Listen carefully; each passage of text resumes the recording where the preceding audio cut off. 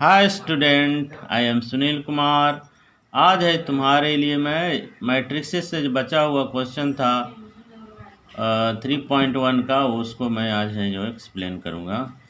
तो 6 नंबर तक मेरा कंप्लीट हो चुका है। आज है जो 7 नंबर क्वेश्चन को हम लोग एक्सप्लेन दिखाएंगे। तो सबसे पहले इसमें क्या है, find the value of A B C and D. आपका ये देखिए मैट्रिक्स में जो दिया हुआ है ए बी और सी और डी, ये सब जो है वैल्यू हमको पता नहीं है, उसको निकालना है। तो ये कौन सा मैट्रिक्स है? ये मैट्रिक्स ये भी स्क्वायर मैट्रिक्स है, क्योंकि देखो इसका रो और कॉलम, इसका रो कॉलम दोनों का है जो बराबर है। इधर से हम देखें रो ये भी दो है, कॉलम भी दो है, इसका भी ये रो और कॉलम दो है, यानी 2x2 का मैट्रिक्स है। तो 2x2 का मैट्रिक्स है तो हम इक्वल मैट्रिक्स है। इक्वल मैट्रिक्स किसे कहते हैं? जिसका रो और कॉलम बराबर हो, ठीक है ना। तो रो और कॉलम है जो एग्जैक्टली दोनों का सेम हो रहा है, इस मैट्रिक्स का इस मैट्रिक्स का, तो इसका मतलब एलिमेंट भी एग्जैक्टली सेम होगा। तो इस स्थान पर यानी A11 का, इसका भी A11 का जो वैल्यू होगा वो आपस में बराबर होगा। A12 का इसका भी दोनों वैल्यू आपस में बराबर होगा। ये भी वैल्यू आपस में बराबर होगा और ये वैल्यू भी आपस में बराबर, एग्जैक्टली सेम होगा। तो हमको इसी को सोल्व कर देना है और उसी से मेरा ए और बी और सी और डी निकल जाएगा। तो चलते हैं कंपेयर कर लेते हैं।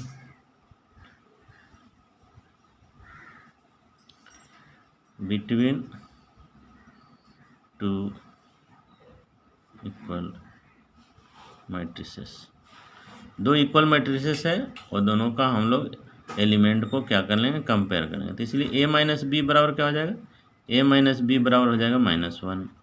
फिर इसको देखो 2a प्लस सी, इधर ही बगल में लिख देते हैं, इक्वेशन 1 हो गया। इसको ही लिख लो, 2a प्लस सी बराबर हो गया 5। फिर इसको भी लिख लो, 2a माइनस बी बराबर कितना हो गया, इसके साथ बगल में ये है 0 हो गया। उसी तरह से 3c प्लस डी बराबर हो गया 13। ये 1 2 ये 3 ये 4। इस तरह से 4 इक्वेशन में हम लोग इसको, तो तुम लोग है जो ऑलरेडी लीनियर पेयर इक्वेशन में पढ़ा होगा, उसी के हेल्प से हम लोग है 2 वेरिएबल वाला में जो पढ़े थे, 2 वेरिएबल इसमें भी, 2 वेरिएबल इसमें भी, 2 वेरिएबल, उसी का हेल्प में हम लोग इसको सॉल्व करेंगे। और उसमें हमने बताया था सब्स्टिट्यूशन मेथड होता है, और एलिमिनेशन, या तो एलिमिनेट कर दो तो एलिमिनेशन मेथड हो जाता है। जैसे ये बी और बी बराबर है, तो ये यदि हम 1 और 3 से चलते हैं, ये दोनों बराबर है, तो इसको सिर्फ ये भी माइनस में ये भी माइनस, इसको प्लस करने के लिए चिन्ह चेंज कर देना, यानी चिन्ह चेंज होने के लिए सब्ट्रैक्शन करना पड़ता है। तो इस आधार पर बी को एलिमिनेट कर देंगे तो हमारा ए का वैल्यू निकल जाएगा। जब ए का निकल गया फिर सभी का एक करके निकल जाएगा। तो इस तरह से हम लोग करेंगे। तो चलिए इसमें पहले हम लोग चलते हैं फ्रॉम 1 और 3 से ही ले लेते हैं, क्योंकि ये दोनों में मिलजुल रहा है, दोनों में वेरिएबल सेम है, तो इसलिए हम दोनों को लेने से अच्छा है। तो a माइनस बी बराबर -1 है और इधर है 2a माइनस बी बराबर 0 है। तो ये हमको चेंज करना है, तो इसके लिए सब्ट्रैक्शन करना होगा। तो देखिए प्लस में जो रहेगा वो माइनस हो जाएगा, माइनस में जो रहता है जो प्लस होता है, ये सब्ट्रैक्शन का ही यही तरीका है। अब इसमें देखिए ये दोनों ये माइनस में है, प्लस में हो गया।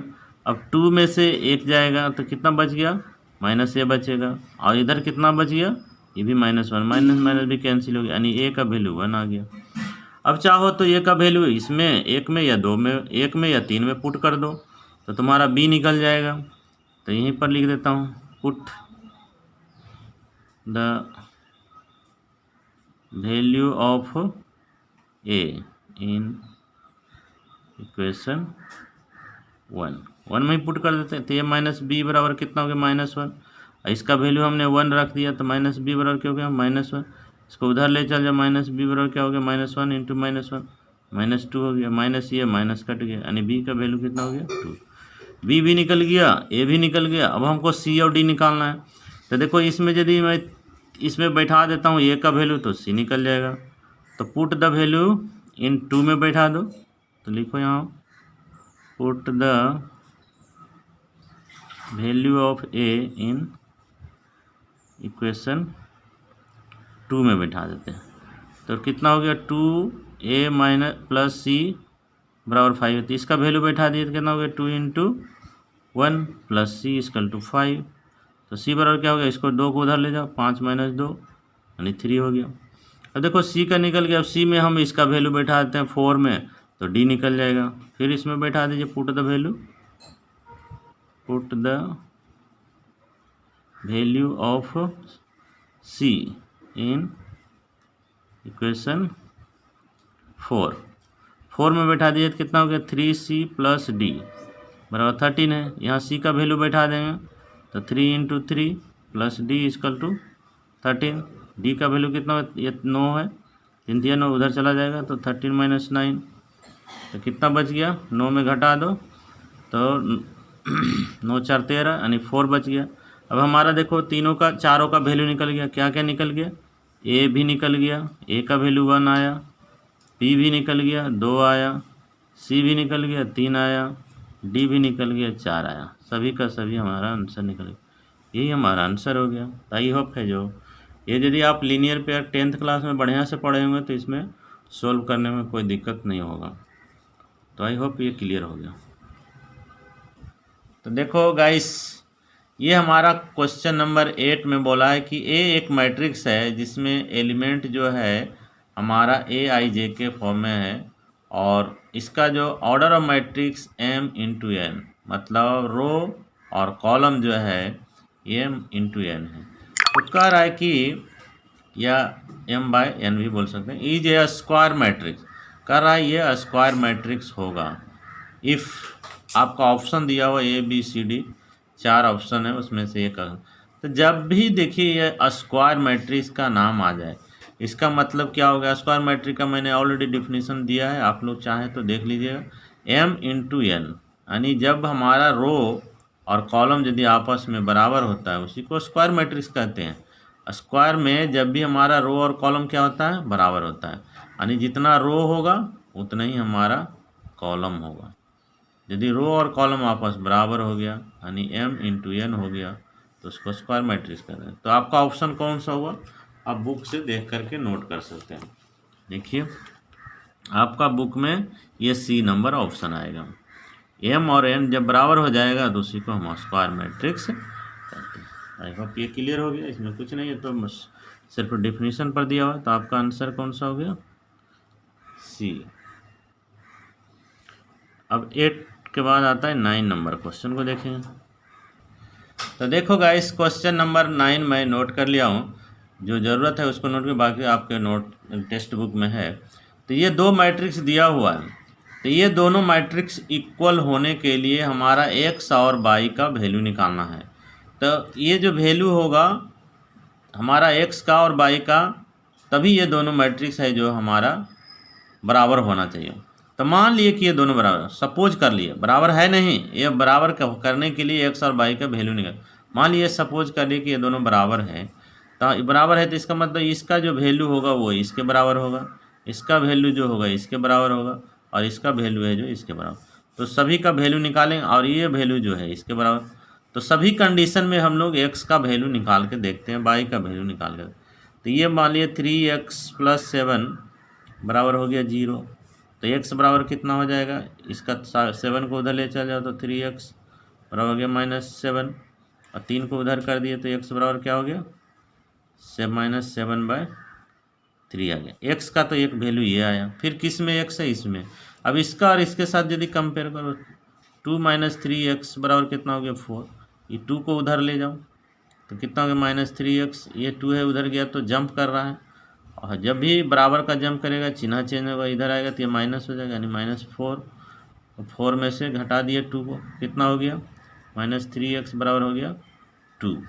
तो x बराबर क्या हो जाएगा 2/3। देखो यहीं पर डिफरेंस आ गया, x का यहाँ पर x का वैल्यू आया एक -7/3, यहाँ पर x का वैल्यू आया 2/-3। अब दोनों ये बराबर है ही नहीं, तो क्या ये संभव है कि ये दोनों मैट्रिक्स इक्वल होगा। इक्वल होने के लिए मैंने क्या बोला कि एग्जैक्टली सेम होना चाहिए, यानी यहाँ का जो वैल्यू होगा इस वैल्यू के बराबर होना चाहिए। यानी इसका वैल्यू 0 है तो ये हमारा x का जो भी वैल्यू आता तो ये 0 हो जाना चाहिए था। ये भी हमारा यदि 4 था तो यहाँ पर x का ऐसा वैल्यू आता कि इसका वैल्यू 4 हो जाना था, लेकिन 4 नहीं आ रहा है। देख रहा है x का वैल्यू क्या आ रहा है, इतना आ रहा है। इसका यदि यहाँ पुट भी करेंगे तो 4 नहीं आएगा, इसमें 4 आ जाएगा लेकिन इसमें 0 आएगा।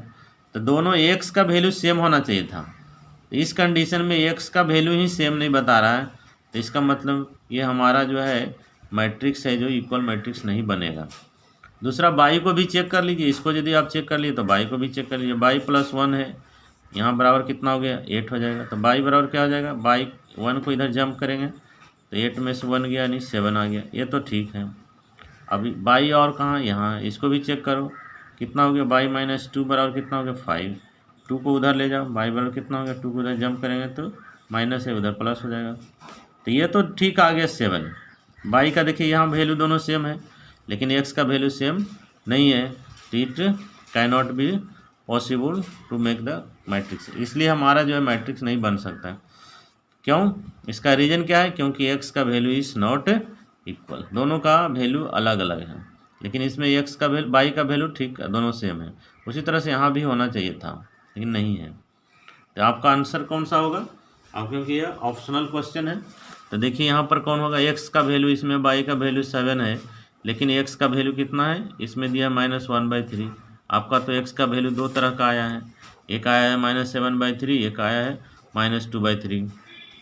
तो x का वैल्यू तो ये ठीक है, -3/2 आया, -2/3 ये तो ठीक है, ये बाई भी ठीक है। लेकिन इसमें देखिए ये अलग है, ये अलग है, ये आपका मिल रहा है, लेकिन इसमें x का वैल्यू यहाँ दूसरा भी तो है -7/3, इसलिए सब मिला करके हम कहेंगे नॉट पॉसिबल टू फाइंड, क्योंकि x का वैल्यू डिफरेंट कर रहा है। दोनों सेम होने से हम कह सकते थे ये आंसर है, लेकिन ये आंसर होगा इसका करेक्ट, क्योंकि x का वैल्यू सेम नहीं है, दोनों अलग अलग हैं। तो आपका इसका आंसर कौन सा होगा, ऑप्शन बी हो जाएगा, इसका आंसर हो गया बी। समझ गए, क्योंकि x है जो सेम नहीं है, बाई तो सेम है लेकिन x सेम नहीं है। तो 9 नंबर कंप्लीट हो गया। अब 10 देखते हैं। देखो गाइस, क्वेश्चन नंबर 10 में कहा रहा है कि number of all possible matrices of order, आपका जो ऑर्डर है जो 3/3 का ही ऑर्डर होना चाहिए, और उसमें जो आपका एलिमेंट जो होगा उसको एंट्री बोला जाता है, और नहीं तो एलिमेंट भी बोला जाता है। वो आपका 0 और सिर्फ 1 ही होना चाहिए, यही दो एलिमेंट में से हमको देखना है। जैसे कोई भी कितना तरह के हम मैट्रिक्स बना सकते हैं, मैट्रिक्स के बारे में पूछ रहा है, how many types of matrix है, लेकिन उसका ऑर्डर जो होगा वो 3/3 का ही होना चाहिए। तब मान लिया कि जैसे ये 0 है तो यहाँ मैं 0 बैठा दिया, फिर 0 बैठा दिया, 0 बैठा दिया, फिर 1 बैठा दिया, 1 बैठा दिया, 1 बैठा, 0 0। इसी तरह से आप नंबर, ये दोनों नंबर को बार बार चेंज करके 3/3 का ही मैट्रिक्स बनाना है, तो कितना बार बना सकते, तो आप तो ऐसे ही गिनता रह जाएगा ना कितना बार बनेगा, कैसे, कभी 0 बैठाओ, कभी 1 बैठाओ, कभी 0 बैठाओ, कभी 1 बैठाओ। इस तरह से आप चेंज करते जाओ, दिन भर लग जाएगा, 2 दिन भी लग जाएगा, तभी तुम्हारा नहीं निकलेगा। तो ये तो बहुत कठिन काम है ना। तो इसमें करना क्या है, ये हम लोग को कुछ करना नहीं, इसमें जगह में कौन सा ऐसा चीज़ हम फिलअप कर दें, तो 0 या 1, ये दो ही ऑप्शन हमारे पास है ना, 0 या 1। तो 0 1 मतलब दो वे, हमारा दो ही रास्ता है, ये दो रास्ता है। तो इसको हम लोग क्या करेंगे, 2 से मल्टीप्लाई कर देंगे। कितना एलिमेंट हमारा एलिमेंट होना चाहिए, इस रो में हमारा टोटल जो है इस मैट्रिक्स में टोटल 9 एलिमेंट होना चाहिए। तो 9 जितना भी एलिमेंट है उसको हम लोग ऊपर में इसको पावर लगाते हैं। और 2 कहाँ से आया, क्योंकि ये 2 हमारा एलिमेंट है जो बार बार चेंज करके हमको इसमें फिलअप करना है। तो 2 रास्ता है, 0 और 1। तो ये 2 रास्ता को अपनाते हुए हमको 9 एलिमेंट इसमें पुट करना है। तो करते रहो, कितना समय लग जाएगा, लेकिन इसका हमारा आंसर नहीं निकले। तो इसीलिए इसको करना क्या है, इसको इस मेथड से बनाइए, यानी 2 पर पावर 9 मतलब कितना हो गया, इसको 2 गुने 2 गुने 2 गुने यानी 9 बार गुना कर दो, इसको कितना हो जाएगा, 2 2 4 2 6 7 और कर दो 8 9 हो गया, 1 2 3 4 5 6 7 8 9 9 हो गया। अब गुना कर देंगे, 2 दूनी 4, फिर इधर गुना कर दो, 2 दूनी 4 2 दूनी 4 2 दूनी 4 2 सब टोटल गुना करके आपको आ जाएगा 512 के लगभग। ठीक है ना। तो आपका ऑप्शन है, चेक कर सकते हैं, ए नंबर में 27 है आप, और इसमें कितना 18 है, इसमें 81 है, इसमें 512 है। तो हमारा टोटल जानता है कितना मैट्रिक्स बनेगा? टोटल हमारा 512 मैट्रिक्स, इसी टाइप का 512 मैट्रिक्स बनेगा। तो ये मेथड का यूज़ करके हम लोग इसका मैट्रिक्स निकाल सकते हैं। ठीक है। तो हमारा आंसर कौन सा होगा? आपका बुक के अनुसार आपका आंसर मेरा डी हो गया। तो आई होप है जो 3.1 एक्सरसाइज कंप्लीट हो गया और आप लोग को है जो पूरा का पूरा समझ में भी आ गया होगा।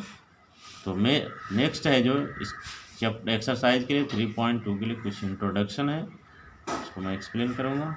मिलते हैं नेक्स्ट वीडियो में।